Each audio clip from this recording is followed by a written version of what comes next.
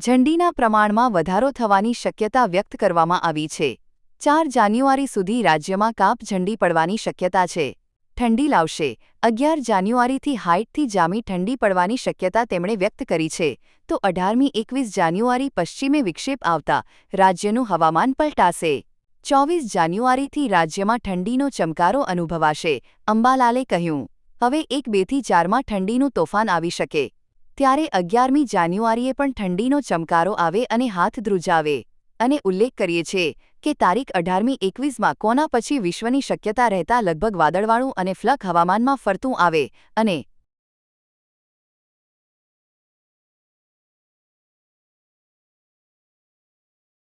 અને ઉલ્લેખ કરીએ છીએ કે તારીખ 18મી 21માં કોના પછી વિશ્વની શક્યતા રહેતા લગભગ વાદળવાળું અને ફ્લક હવામાનમાં ફરતું આવે અને ધાની આવી માસ પણ જાડા ઉતાવળમાં જોવા મળશે અને વાદળ વાયુના પછી વિષયોના કારણે લગભગ ધાની આવી માસમાં